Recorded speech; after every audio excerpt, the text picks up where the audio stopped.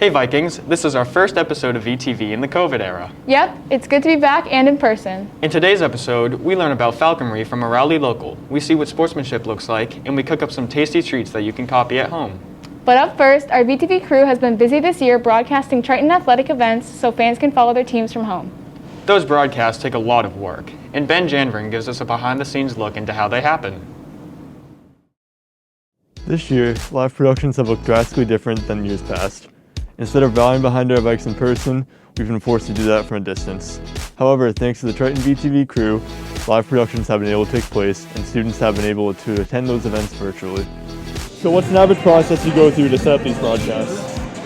Well, I'm usually in here about an hour before the game, turning on our switcher equipment, which allows us to switch between the various camera angles, and also positioning the four cameras that we use during the broadcast, and just making sure that everything is on and connected and working correctly.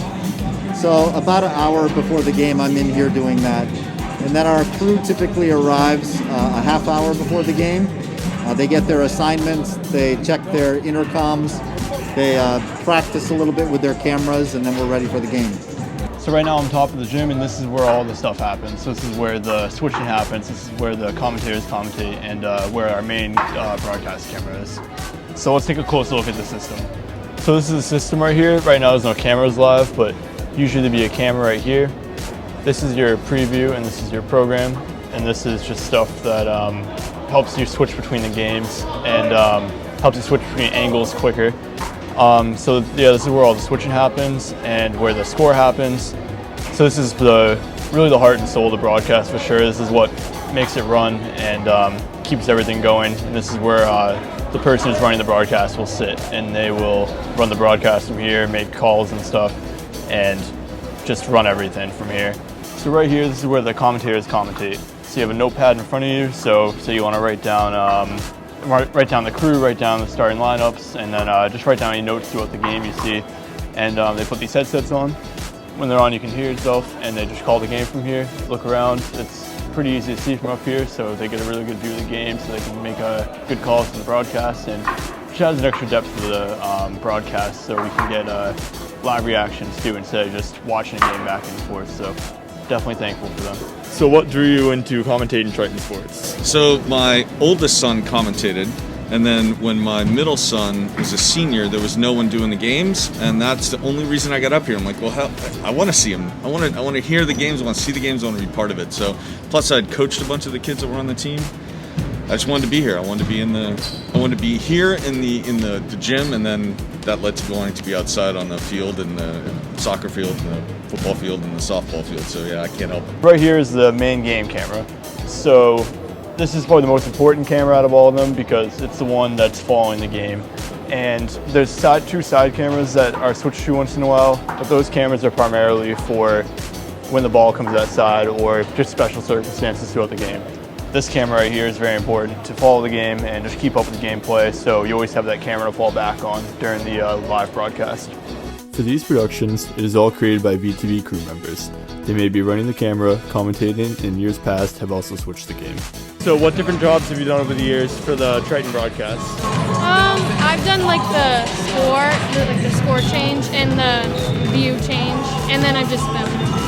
Yeah. And how do you think it affects the communities around us, not being able to come to the games, still being able to watch the live broadcast? I think it's nice. Like my sister said that she likes it, but she wishes she was here because it's different. But it's nice that we can watch our tapes over and see what we did wrong and what we can change. These events have been recorded for years, but this year they've been a little bit more important. Since we as students or parents have not been able to physically attend sporting events, or any events for that matter, the live broadcasts are a way to still feel connected and root on your favorite people from afar. So how do you feel about live broadcasts and what they've done for our community? Well, especially during this time of COVID, we haven't been able to allow fans in the stands, so most parents and community members and students have been watching our streams live, so it's been the only way that they could stay connected. So I think we've offered a pretty good service to our community, and I hope it continues. Since March, our lives have been flipped upside down. We've had this new normal that no one's been familiar with. However, we've been very lucky to have sports events, and thanks to the high quality broadcasts that have been put out for years, we've been able to stream them to the public. Pandemic or not, those will continue for years to come. For VTV, I'm Ben. Hey Colin, how do you make your bagel? Don't you throw it in the toaster, cover it with stuff, and eat it? Actually, there's more to making the best bagel than you might think. Here's Chef Ella with more. Hi guys, what's up? It's me, Ella, and today I'm going to be teaching you how to make a bagel. I know what you may be thinking, Ella, we all know how to make bagels, but I'm here to tell you that you don't. I'm not going to be teaching you how to make any ordinary bagel. I'm going to be teaching you how to make the best bagel. Okay, so you're going to need 6 things. Making the best bagel are a microwave. Okay. What's it called? A toaster, a bagel, of course. I'm using an everything bagel because I like them, and mostly because that's the only kind we had. Cream cheese and a knife. You know, this is optional, but if you want a teaspoon, if you have one, use it. Before we start, I just want to put a little disclaimer out there. This is definitely not your typical bagel. I first saw this recipe and I was like, that's weird, let me try it out. And I'm pretty sure this was created by Tyra Banks. Let's get into it. This is what you're gonna need, plus the microwave up here. So our first step would really be just washing our hands, but I didn't really feel like that was needed in the video. So the first step would be taking the bagel of choice and putting it in the toaster.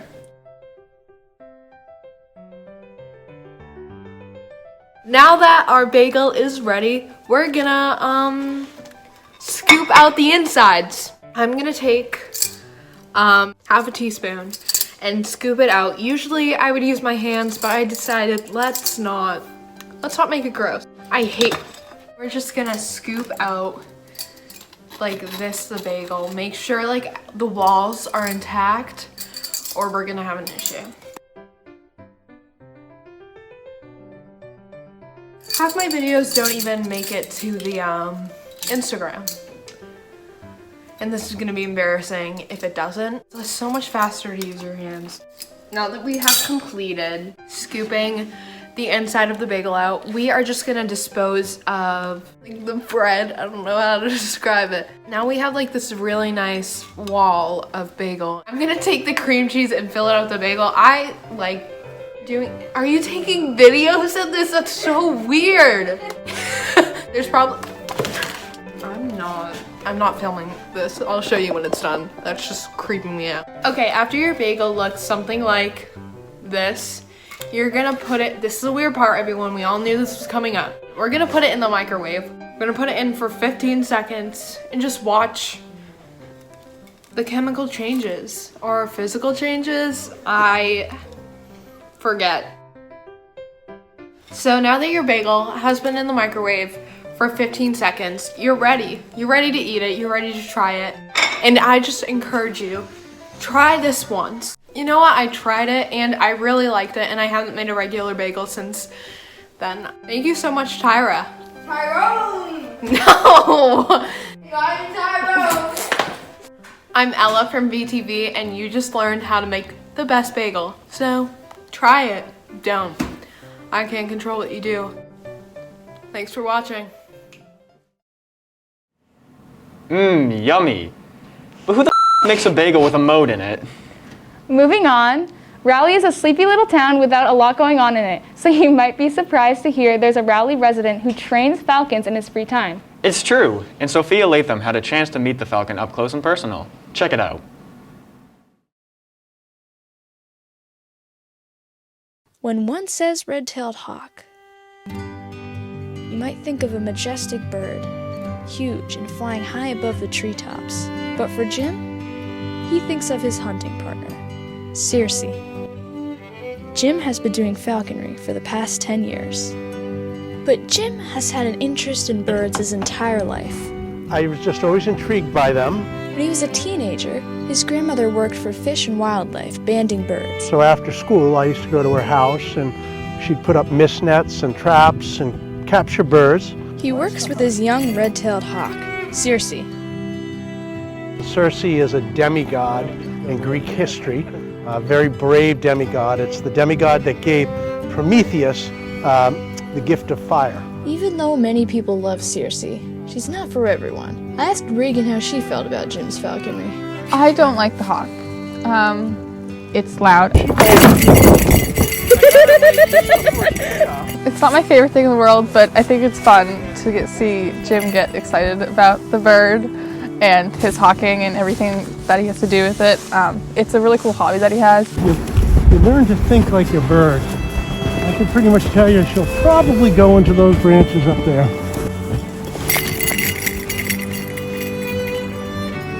It's scary. I'm becoming like a bird.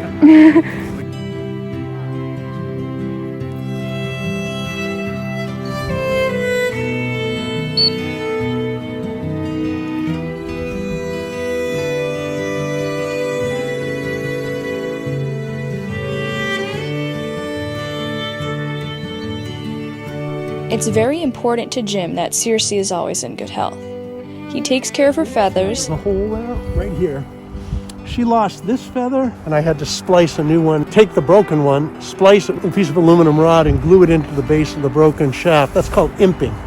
And falconers have to know how to imp, because in the wild, they break feathers all the time. If they break enough, they die. Feeds her the exact right amount. I'll weigh her, so we know how much she weighs. Okay. And I feed her just the right amount of food to keep her at hunting weight. If she's too heavy, she won't hunt. And if she's too low, she'll starve to death. Trains her. That's not very good behavior, Circe. You know, I used to have problems with aggression. She would foot me, and it hurts. And you can't panic. Yeah, you got to grit it and wait for them to relax. And I mean, I've had it go almost all the way through. Yeah, so... But now she doesn't do that. You can see, I mean, this is pretty good. And tracks her when she gets lost. Radio direction finder. Yeah, so she's got the transmitter on her leg. And this is an RDF unit. This is new to her. She's not used to it. Luckily, red-tailed hawks aren't the only birds that Jim's looking out for. Funny, I'm on this little crusade now. I was on Etsy for some reason. I don't know why. You know, where you trade, or we can buy artistic things. I think I was looking for a gift for me. And somebody was selling, and it turned out there's this huge market for feathers. Completely illegal. You can buy the complete plumage of a snowy owl. Oh, God. Etsy. For not a lot of money. Oh my God, someone should report that. I did. I wrote to the management of Etsy. They haven't responded. Whatever Jim may be, falconer, conservationist, etc., above all, he loves nature. So this is why I do this. I mean, you're out in the woods, you're looking at tracks and wild animals. For VTV, I'm Sophia.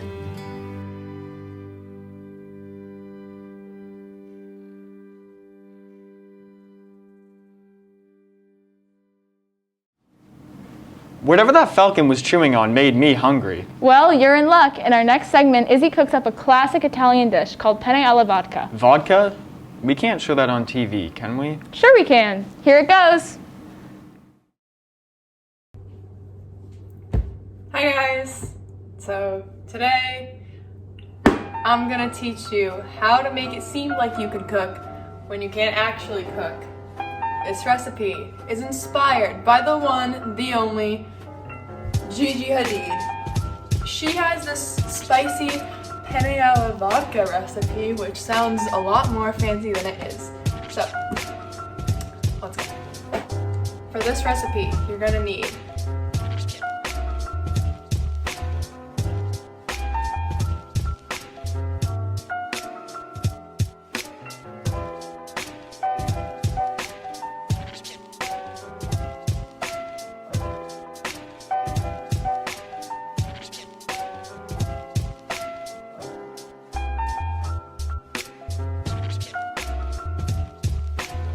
So I don't care too much about having some like texture in my pasta, so I'm just gonna chop the onions. I'm gonna leave them at that. You're gonna throw them into your pan. Sorry, forgot to say that. Now they're in your pan.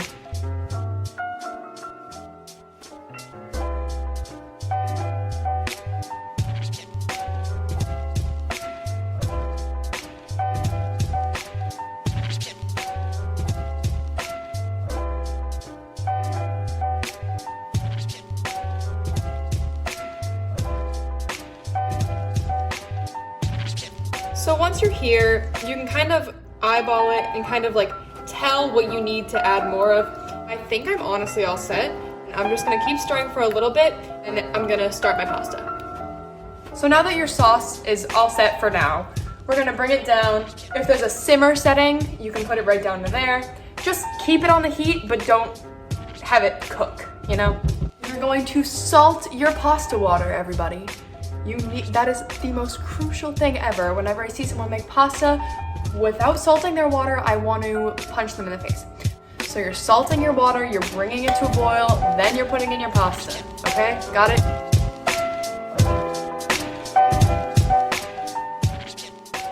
Taste your sauce.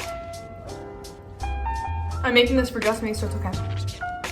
And you have to season your food. So that's what we have to do. We're gonna season it.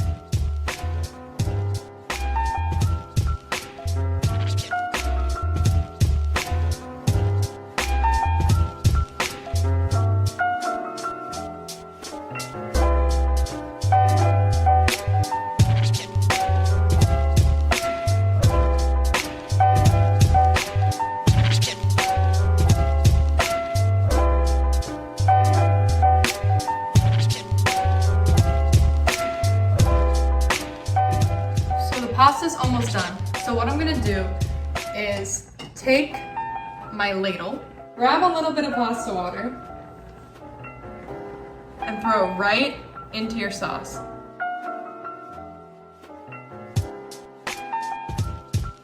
Okay, I have a little bit in a bowl right here, but I'm just gonna put more cheese on it because what is the world if no cheese? You know, more cheese is always the answer. That's what I live by. Here's your finished product.